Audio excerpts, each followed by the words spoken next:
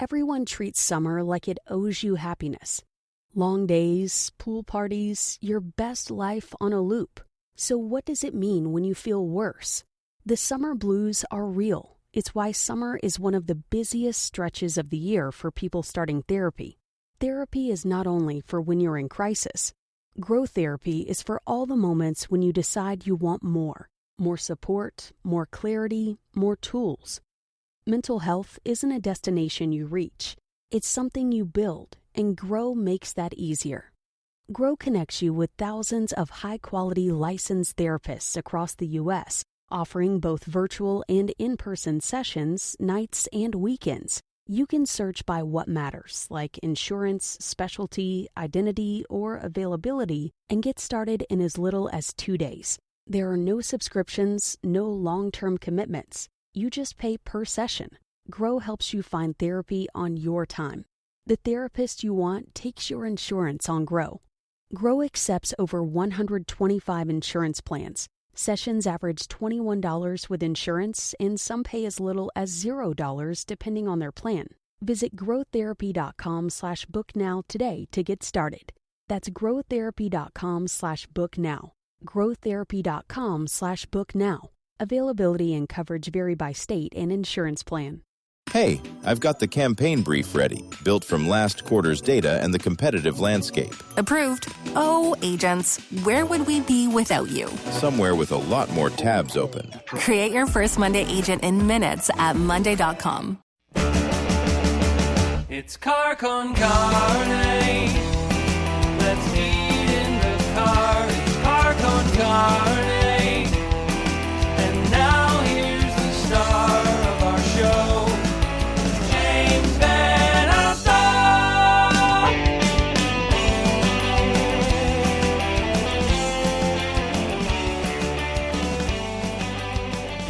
This right here is Car Con Carne. I'm James Van Alstyne. Car Con Carne is presented by Exploding House Printing. Exploding House Printing is located in the Hermosa neighborhood. They are local, and if you are a musician, an artist, someone who manages a brand, think about using Exploding House Printing for your merch needs. Shirts, embroidery, whatever. You can see what they've done by going to @ExplodingHouse on Instagram or check out their client list. I mean, nothing recommends a business more than seeing who they've worked with successfully. ExplodingHousePrinting.com. My guest today is a Ramone. He's played over 500 shows with the band in the 80s. He was the band's drummer on 3 albums, Too Tough to Die, Animal Boy, Halfway to Sanity. He's the only drummer in Ramones history to write and sing lead on Ramones albums. Somebody put something in my drink, that's his. I'm Not Jesus, Humankind, You Can't Say Anything Nice, Smash You, also his. He has a handful of solo albums and continues to tour. He's an actor. He's written an autobiography. The remarkable Richie Ramone is here with me. Yeah. You want to count me in? Are we good? Are we ready? We're ready. This is great. So we're at Beaumont's at 2020 North Halsted. For those of us of a certain age, the Beaumont was a late-night bar where a lot of bad decisions were made. The team behind Beaumont's took over the space 2 years ago. It's been reimagined as an old-school, tavern-driven restaurant. Meanwhile, the upstairs is now a Chicago steakhouse called the Bull Moose. So after we're done talking, we get rewarded with food. That's how this works. Okay. I hope you're hungry. Yeah, I'm starving. One thing about anyone with the Ramones name, it didn't seem like you guys got enough food. You always seemed like rail thin. Or did you just like burn off all those calories when you play? They only gave us pizza, you know. That's all they ate backstage was pizza, you know. So Ramones weren't really foodies, you know. I don't really think they were foodies. I don't think, no one would ever accuse them of that. And that's what I love about Chicago. That it's just a foodie town, man. Every time I turn around, there's a better restaurant and better food. Well, the Ramones they always struck me as a music band. I interviewed Joey once. It was when the band did Lollapalooza in '96. Special guy, right? Special guy. Yeah. Also much taller than you'd ever imagine just looking at album covers.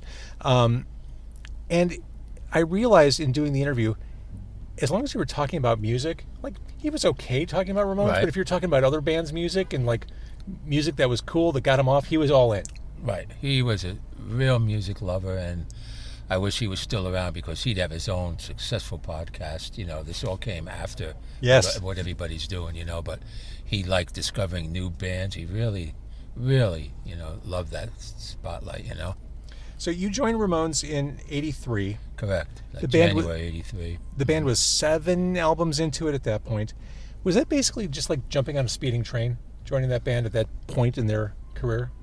I think it wasn't speeding so much. They had 2 like sleepy albums before that, and people talk about those records, and it was a weird time. '83, they were kind of lost in what direction you're going to go, what the music was doing, and Are you speaking specifically of Subterranean Jungle? Subterranean Jungle, yeah, that was the album before Too Tough to Die. And I think Pleasant Dreams was kind of they had Graham Goldman on there. I think he was the producer at 10cc or something like that. So they were trying different producers and nothing was happening. And Joey always wanted a hit. And by that time, when I got around, John didn't care about having a hit. He just wanted to, make a record as cheap as possible and please his fans. And, they realized by 7 albums they're never going to be on the radio, So, and for me it was amazing because I was younger. I was 25 years old.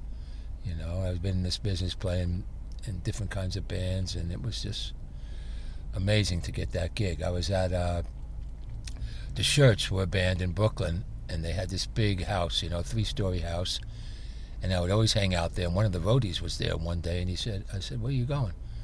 Oh, the Ramones are auditioning drummers. I was like, what? Well, put my name in the hat. Yeah. And that's how it happened. I never knew them before. I got a call from the road manager and did an audition or 2, and that was it. Changed my life forever. To have that Ramone surname is a blessing. And I guess that's a question you probably get asked. You've kept the Ramones name through the years. I mean, you embrace your history. I mean, that's what people embrace when they think of your career, is this wonderful, magical moment in time in the 1980s. Right. Was there ever a thought like, maybe I left the Ramones, maybe I shouldn't be a Ramone? No, that never happened because you can't. What are you going to do? Not be a Ramone anymore? I mean, that doesn't make sense. You can't not undo something, and with that name, why wouldn't I use that name, What am I going to go back to being Richard Reinhardt or Richie Bowe that I used to be? No, I mean, that name is getting me in this car right now, Concarne. It's getting you a free cheeseburger at the end of this. I mean, come on. Right. Yeah.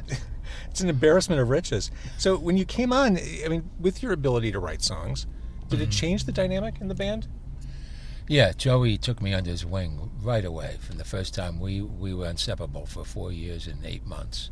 I was in that band and together all the time, whether touring or hanging out in New York City. And he encouraged me the first album to write. Come on, we're doing an album. You got to write, Richie. You got to write. And Dee Dee was the one who inspired me. I told him the story about somebody put something in my drink. He said, "Oh, you got to write that song."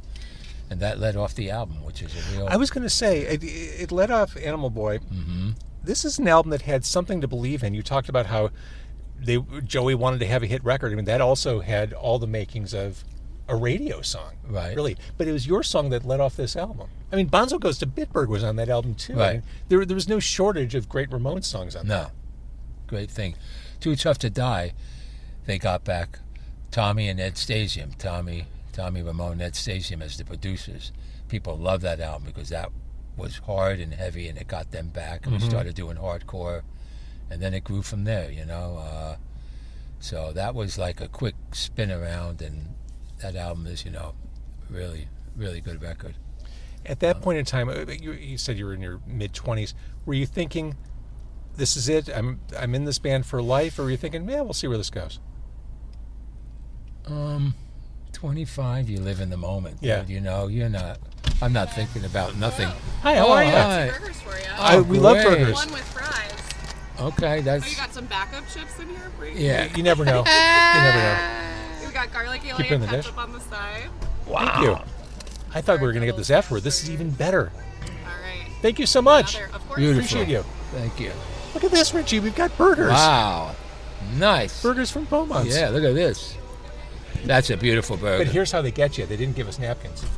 So we Wow. got really delicate here. I'm going to roll up the window. Was not expecting that. Is it cut in half? Oh, yeah. It is cut in half. This is going to be... It's going to be hard. Yeah. We We'll figure got it out. burgers and we have Got Sabina's chips. tortilla chips. Here, hold up to that. That's my buddy, Sabina's. He's in Pilsen here in Chicago. The best local chips you're ever going to find. Check them out. I could make a meal out of chips easily. Chips and salsa, set me up. Oh my God. Good luck. Oh, it's dripping? No. Again, I might have wipes in the back seat. We'll see. This is gorgeous. And we're at like I said, we're at Beaumont's. Hang on, let me see if I have. Go on my pants now. I think someone's going to retrieve some. Yeah, napkins. they're going to get something. Yeah. Anyway. A little challenging. All right, so we talked about you were 25, mid-20s. You weren't thinking, I'm going to be doing this till I'm 75 years old. Gabba gabba No. hey, when I'm in the nursing home. I wasn't thinking about that, not at all. I think back now, and if I should have collected all the different 45s from around the world and Yes. and all the T-shirts and all that. I didn't collect nothing. It's all been very valuable now.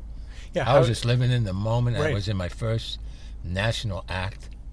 I could run around with $200 in my pocket and not think about nothing. And in Greenwich Village, if I wanted to go have a beer and a burger, fine. Oh, hang on, here come napkins. Oh, thank you. Thank you. Hashtag hero. Look at all this. So yeah, Beaumont's is packed. I'm glad we're in the car, because otherwise I wouldn't be able to hear you because there's so many bodies in there. We're also here on a Friday night. So you left in 87. You left the Ramones. You mentioned that you had a lovely relationship with Joey. Yeah. What broke bad for you? And I What realize broke this is all bad covered for me? Yeah, I realize this is all Why I covered in your left? autobiography. Like what made you? Yeah. Yeah, well, everybody knows that story is over merchandise, and I wanted a cut. I wanted something, after not my first, second, third year, but by the fourth year, with my name on all those T-shirts, using the image from Too Tough to Die. I felt I was entitled to a little taste. I talk about this all the time. And when I'd be hanging out in the room every night with Dee Dee and them, doing blow or doing drinking beers, they'd be like, yeah, we're gonna get you that. And it never happened because they didn't. I guess John would say no to them all the time. And then one time I got in it with Johnny. I said, John, it's time. I want something. And he was like, no, you're not going to get it. Not for you. So it was kind of upsetting, and that was pretty much it. Here's the thing that I didn't like. Back then, there was no euros. You went to Germany, you had Deutschmarks. You went to another country, you had different kind of money. Okay? The van would pull up after a show. The T-shirt guy, the lighting auteur, would come around, give everybody an envelope in the van to go into the bank and cash it into greenbacks. And me, the schmuck, all this time, I sat in the back row, and I didn't get to go out of the van. It hurt me. It hurt me more than I was going to get rich off the little taste I wanted. Well, that had to be tough to swallow. Yeah. So I had to swallow that all the time when we toured Europe, and it was like, come on. I want to be part of the band. I want four guys to walk in there, not me sitting in the back and getting nothing. It's like sitting at the kids' table as the adults do their business. Yeah, that's what really hurt me on the whole thing. And eventually, I didn't take it anymore, and it just led to blow up. And then you know all about the last show was in Long Island. I told my girlfriend, get me 2 Quaaludes, a bottle of champagne, get the white limousine, stretch limousine, have it waiting in the parking lot. She came with her friend because it was like 2.5 hours from New York City where I lived. Make sure it's there, because when I get off stage that night, I'm going to say I'm done and I need to get home. So this is funny. The first thing that was heartbreaking was the first time I saw, right like 5 rows back, there was a banner that was 10 feet long they were holding up. And what did it say? Richie. That's all it said, Richie. And my heart was like, I had to do that whole show looking at that thing. I was like, oh my God. And I got to quit tonight, and was it one of those things where it was like an out-of-body experience where you're kind of like totally watching this all play out from outside your body? All Ramones shows are out-of-body experience because, you get to watch the audience, That's the fun part, They're always doing something, punk rock and jumping and doing all that stuff. So the funny thing is we get off stage and they have the back door open, and the tour manager says, wow, someone important here. There's a stretch limousine in the parking lot. Wonder who that is. And then I said goodbye, and I went out to the car and had my Quaaludes, and we drove home. All right, so you've mentioned Blow, you've mentioned Quaaludes. How decadent was that period for you? That's all. I wasn't. Well, you're still here. Is the Well, yeah, because I never. Here's the thing. I was a little later. If I was around that scene in 74, 75, I probably would have been a junkie. That I've never done in my life, and that's what saved me. I lost so many friends to that afterwards that, like Dee Dee, he was a junkie for years. He was straight when I was in the band, so never got to try that. But no, it was mainly, smoking weed, that's all. And there was a little period of cocaine, but I hated cocaine. Cocaine never got me up. It worked the opposite on me. It got me, like, down, and... But I loved barbiturates. That was my thing. And the 714 Quaaludes, I really loved that high, So I used to like that. But I'm still here, and, But I'm not the guy, you talk to these musicians, people, oh, yeah, I've been going for 3 days now.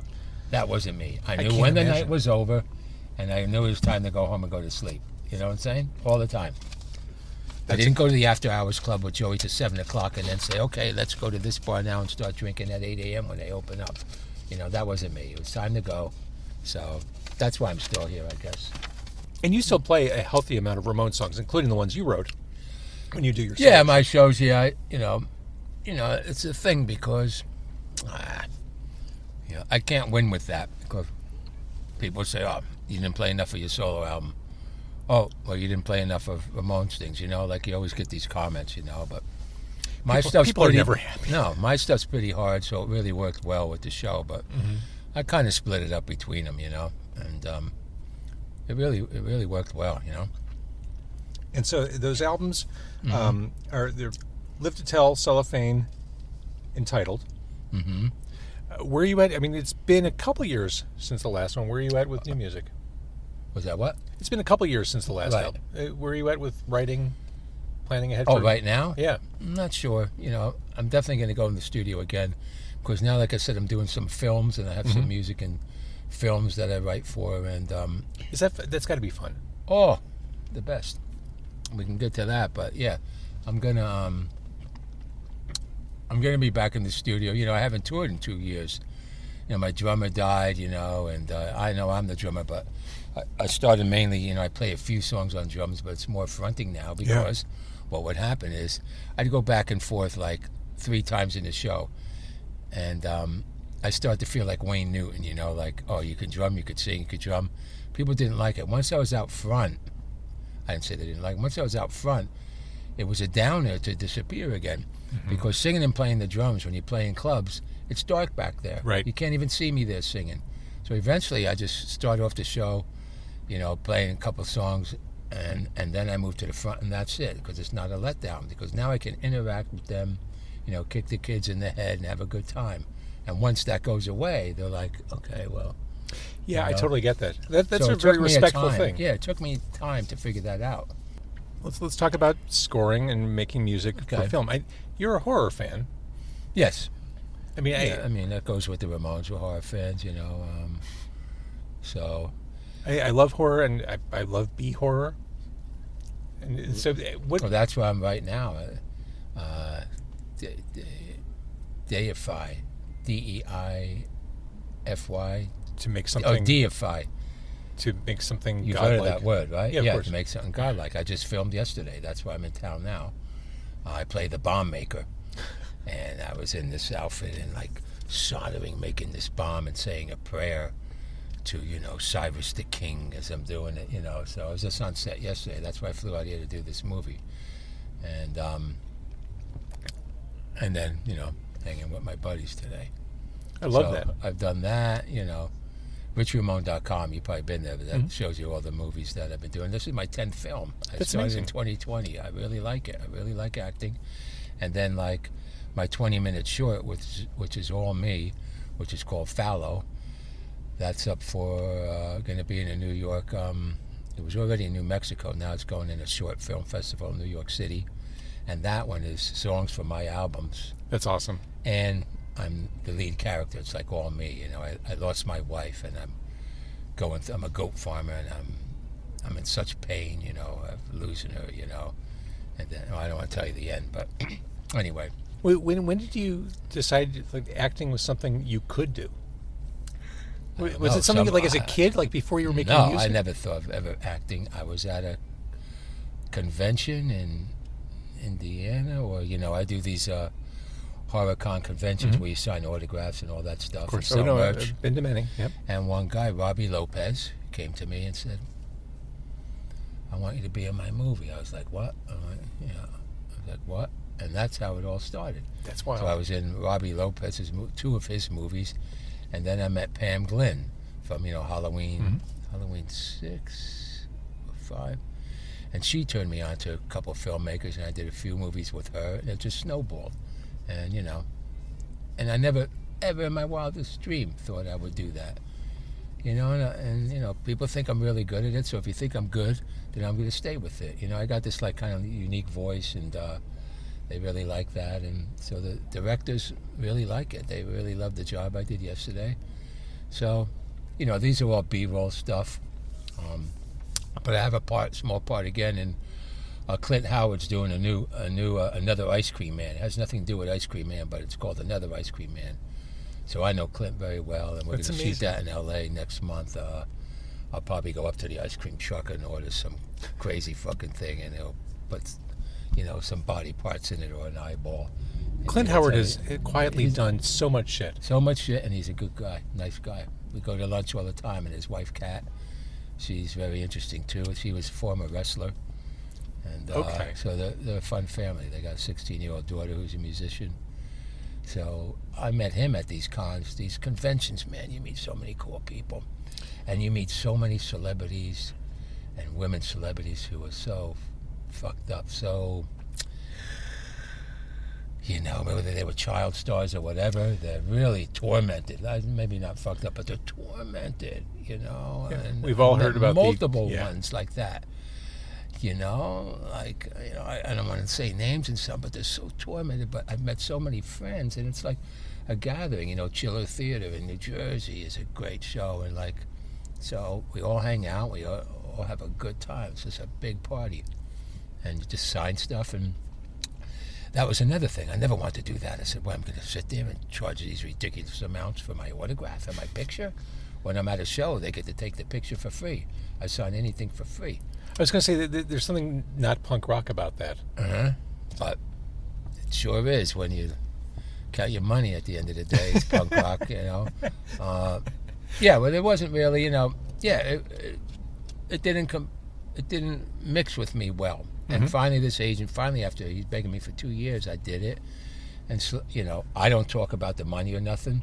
There's no way. They go, how much is that? I don't even want to discuss it. They do the deal. I just sign or stand up and take the picture. I've seen other artists and performers do that. I don't want to do that. But there is a complete subculture of these things. There is. They're monstrous. There's multiple ones every weekend, 52 weeks a year. Okay? I don't know if you know about that. And there they get to come. They get to talk to you for 2 minutes. They get to, take a photo with you, shake your hand.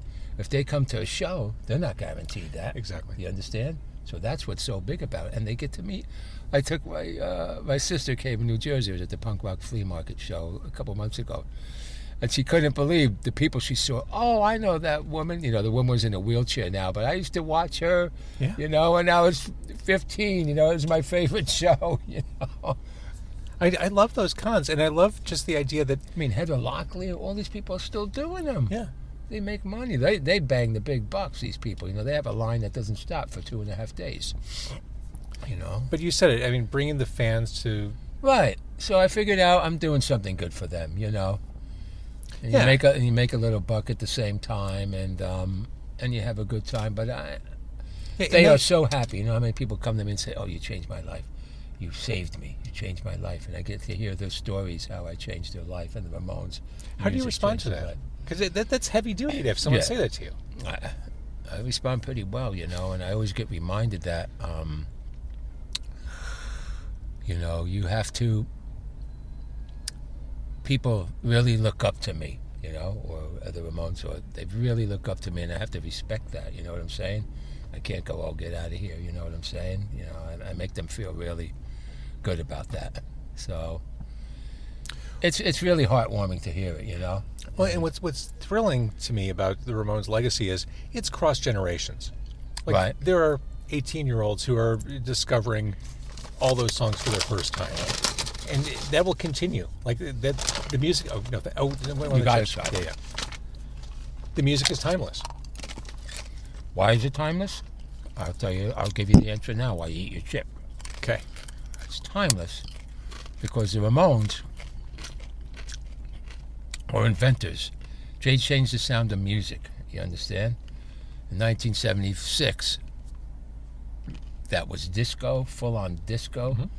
And when you are innovators, your music becomes timeless. You know, it'll be here forever and ever. 100 years from now, if the planet's still here. But it's a big F, but yes. But they, well, we're not going to go there. So, that's what it's about. You know, and not every band can have that grip hold. They change. You know how many kids and how many bands started. Metallica, so many bands started and said, you know, wait a minute, we could play a couple chords, we could do that. And they started bands, probably 1 million, okay? Or have Ramones influence, you know? Well, and on the other side of it, Ramones very much took influences from the garage sounds of the 60s, mm-hmm. even like the 50s. I mean, they were synthesizing all that into something brand new. Right. I mean, that was Joey. Yeah. Joey liked that. He was a crooner. If you ever heard this guy croon, he could really croon, you know? And you really hear that on his solo stuff, mm-hmm. the crooning. But I think that was the secret. Ramones, they didn't create in a vacuum. Like, they were informed by all this other stuff that they just messed with and turned into their own, like, 3 chords and an attitude. Right. Mm-hmm. And that's what kids are still discovering. Are they really? I guess so. These are for you. I'm going to give them to you. Oh, you're serious? Oh, yeah, it's your present. Get chips from Richie Ramone. This is a delight. Thank you. You're welcome. All right, so new music will happen. It'll happen when it happens. You're just having too much fun right now on the film side of things. Yeah, and yes, exactly. It's going to come. Next year I got to go tour. You know, they want to keep bugging me to go to Argentina and stuff like that. And, you know, it takes me a while when I write songs. Especially when I sing them, I have to experience it. And I don't know, maybe this can inspire me to write a song, sitting in this car eating, you know, at Beaumont. You know? And spilling fries. I mean, just the angst that comes with that. But I know a lot of your songwriting has come from darker places. Oh, God, yeah. But, I mean, I don't know how to write happy songs. Well, that's 3 of my songs are about death already on my albums, you know. And I thought of a new one. I had a great line, you know.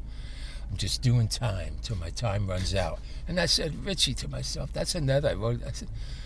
I said, shit, that's another horrible song again. You know, I don't know about how to write the happy songs. Isn't that weird? Well, and I think maybe that's the reason why you're not writing or recording right now. You're having so much fun with the film stuff. Like, you're in a different... Oh, I'm too happy. You're in a good...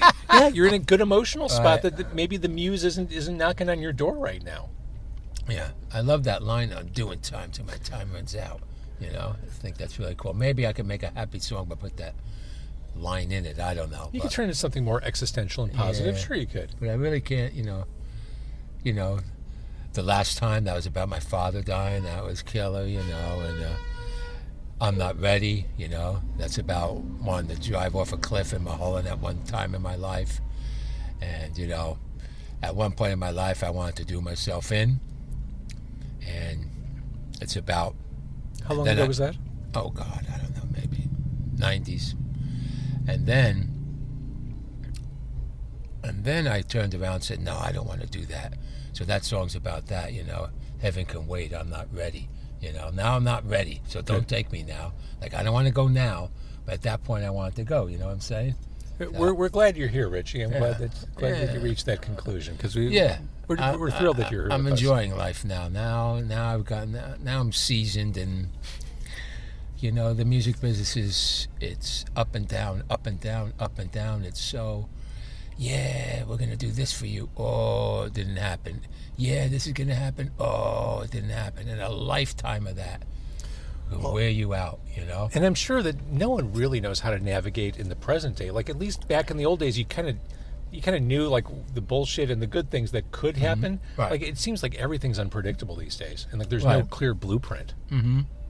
I mean, being an independent artist in the digital age, it's a totally different animal. Right. So what I really want to do is, now I'm talking to some people, I want to do anime. I want a little punk rock kid where it's my voice, you know. I think it'd be really cool with the, you know, all these shows with the animation. They don't really have a little punky kid. And I think that would be really cool. So, but getting from the thought to reality, that's a long road, you know, like, but it's who you know, like it's, if you find some people who are a Ramones fan on the inside, they push you through, you know? Yeah. So I love the idea of an anime, of just an anime kid in black leather jacket, black Converse. Isn't that fun? with a mohawk or something, you know, and like with my voice, hey guys, where we going, you know, wouldn't it be cool? You know, saying a lot like, you know, like Joey said, you know, after every sentence. You know, we both do that a lot, but so I can come with the ideas, but making them happen, someone has to execute. Really difficult. What's the thing you think you most learned from working with Joey Ramone? Pretty much what punk rock is, what the meaning of punk rock is. It's not about, you know, your hairdo or what you wear or anything. It's being true to yourself, you know, and like, you know, you don't have to, you know, be a perfect member of society, you know what I'm saying? Like, it's just doing what you want to do and do it right, but be respectful, you know? Ramones never wrote that, you know, a lot of the British stuff is pretty angry, or some of the California stuff is angry. You know, back in the 80s, man, they would have fist fights on the floor and stuff like that with some of those punk bands, you know? We never had that, you know, that wasn't our thing, you know? It was more a little happier and humorous lyrics. Humorous, for sure. Right. So we never had that angry kind of punk halftime thing, you know? All right, Richie, I've taken so much of your time. Thank you so much. Okay. So we can follow you on richieramone.com. Yes, that's tell you everything. Get my book, and you see, you know, all the movies I'm in. That's an important website. I think you have a good time on there. And, of course, we can listen to your music, and hopefully, you said it, the gears are starting to turn for a tour. Yeah. Hopefully we'll see you out on a stage sooner than later. Yeah, this interview was inspiring. I'm very pleased. You know, Awesome. I think I'm going to, like, go back home and write some stuff. I go back to L.A. tomorrow. All right, well, thank you, I man. don't want to monopolize your time, as you have limited all time right. left in Chicago. I hope you enjoy being here. I know you're here a lot, so I hope you enjoy being in Chicago. Love it. I love it here. I love this town. You know, I don't think the weather's any good. You know, it's either too hot or too cold, but the food is great, and the people are great. You know, that's what I miss being in LA. I miss the East Coast sort of vibe. You know, the people are different. They're more. I find them more genuine. That's it. I mean, the New people York here are and authentic. Right, they're authentic. I think I met some people on the set yesterday, and they seem to be brought up very well here. Like, you know, they were raised proper. You know, no, it's true. You know, so. You know what's wild? Most people are still overpaying for car insurance just because it's a pain to switch. That's why there's Jerry. Jerry's the only app that compares rates from over 50 insurers in minutes and helps you switch fast with no spam calls or hidden fees. Drivers who save with Jerry could save over $1,300 a year. Before you renew your car insurance policy, do yourself a favor. Download the Jerry app or head to jerry.ai/Libsyn. That's JERRY.ai/LIBSYN.